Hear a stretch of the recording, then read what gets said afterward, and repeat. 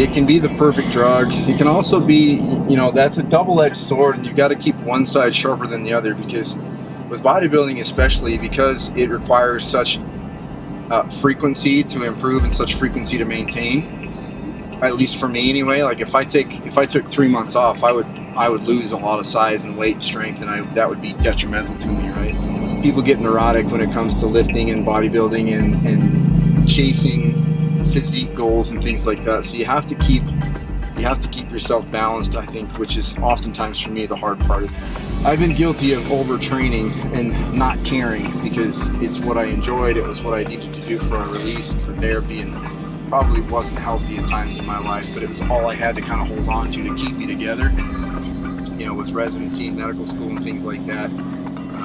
So I think it can go too far. Anything taken to extreme can be unhealthy, but exercise for me now has become such a pivotal part of my life, and has always been, but I think now is a healthy outlet for me.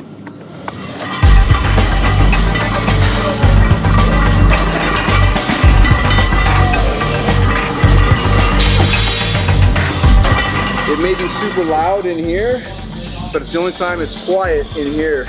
I can just let go of all the stress, the frustration, pain, anger, sadness, all that stuff, and just sort of enjoy some quiet time in my own mind, some peace and tranquility while there's clanging and banging going on.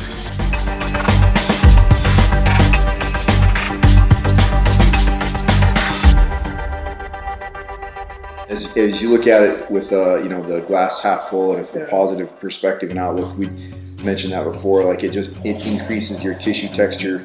The response to positive thoughts really does show up physiologically, and it's a phenomenal process that, you know, if you look at it as like, this is just another challenge for me to overcome, and you know, this is another rep, another set, maybe not the weights or the, you know, the duration or intensity that I'm looking for, but looking at it with a positive perspective will definitely help. I've just seen it time and time again, people who have injuries and then who have a positive outlook, they just do so much better. It really does matter. So communication, good vibration, deep down inside in your gut, you got to have that good feeling. And I got that with Curtin, and obviously I have with Kaleb for years, but Dr. Curtin as well. You just get that good vibration, that good people, and that's why if Kaleb suggests somebody, I'm gonna listen. Because he's a good person. It was kind of like what I heard they were saying. It was kind of like a little bit bigger thing, you know. Where it took the time to do it right. Yeah, exactly. Or maybe they didn't. You'll find out on Thursday. Maybe he lost his wedding ring. Gonna have to cut you back up. My missus is going mad. I don't think so. No, it'll be good, mate. I think they were doing that the proper way, and it was great. Yeah.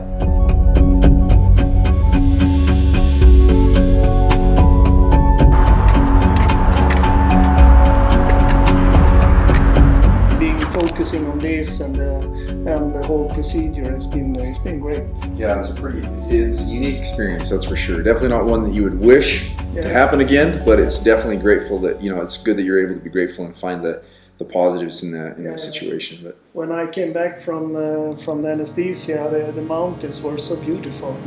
You know, I was probably a little bit drunk still. A little rummy still? A little high. So it was extra beautiful to be here. Yeah, right. Yeah, okay.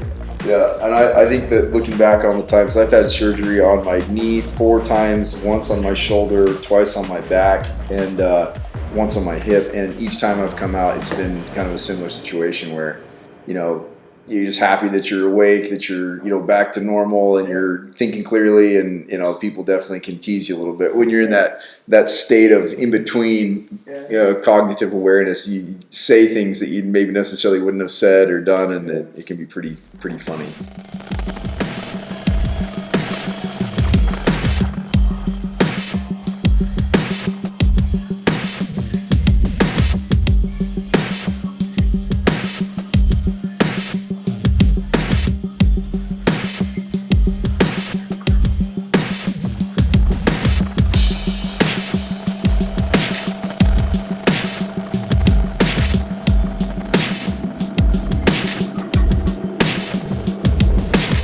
was gonna say, like, I think it's really cool to see people who are in the fitness industry, the fitness world, who do more than just lift weights. Yeah. Because I think back 15, 20 years, 10, 15, 20 years in that time frame, the late 90s, early 2000s, where there really wasn't a lot of crossover, and people in sports didn't cross over. So they would lift weights in the off season, but then that was it. They wouldn't lift weights if they played sports or if they did alternative sports. There was no crossover there.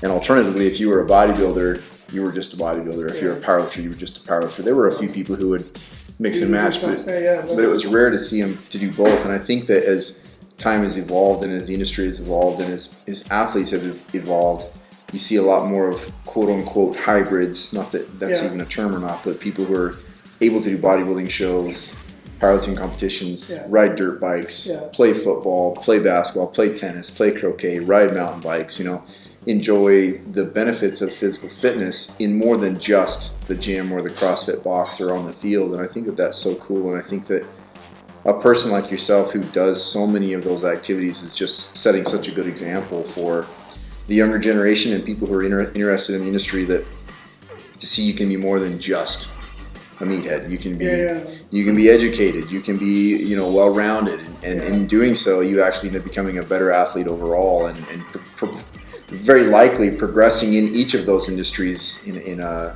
way you maybe wouldn't have. I think it's like a huge thing that I learned over these more than 30 years in the industry, that you see the adverse effect of people who are training in the gym, that are too single-minded and doing the same exercises, and they are wearing themselves out. So they go there to kind of like to train and be healthy, and but they are grinding them down, like in the same way you would do at the work, the manual work, that you do the same thing all the time. So, and then you see those who are a little bit more diverse in the gym, diverse with other sports and stuff like that, and then you see the real benefit. Heart health and muscle health and bone density and agility. As you get older, how do you feed your ability to be agile and not just do static training?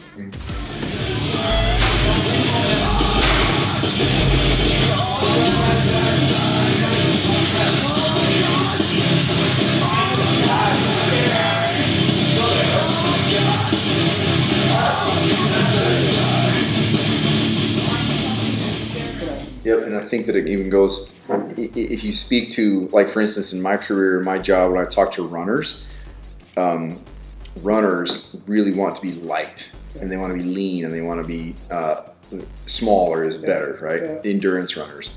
And if I can get an endurance runner to buy in on doing resistance training and do it in a way where they're not going to gain 30 pounds of muscle, but do resistance training, they have fewer stress reactions and fewer stress fractures in their feet.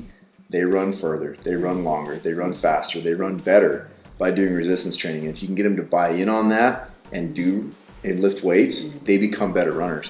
And it goes both directions, but it's difficult to change people's mindset and just change the dogma. But I think that I love being around people who do it, like yourself, who show that, like, I'm a better dirt biker because I have muscle that I built in the gym. Like, dirt biking is a tough, physically demanding sport, and you're better off because you're fit and all the training you do in the gym. So.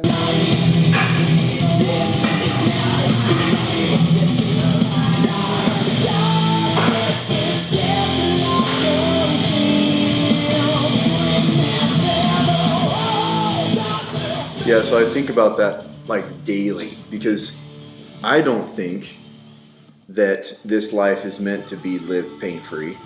I don't think this life is meant to be lived completely safe between the safety nets.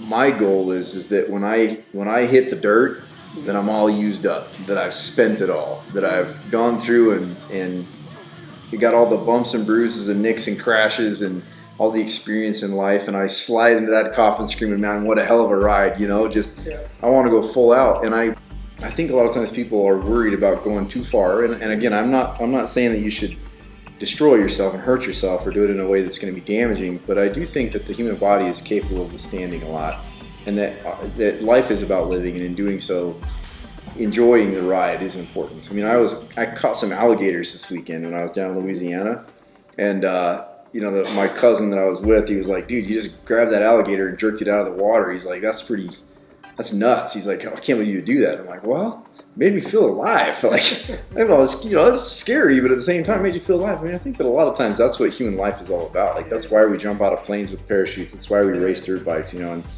you're gonna have some injuries along the way. And you don't want to do it to the point that you're creating lasting injuries that can't be recovered from. You don't want to paralyze yourself, you know. But at the same time, I think you have to find a happy medium of pushing the envelope, pushing the limits, and being self-aware of what you can or can't do, should or shouldn't do.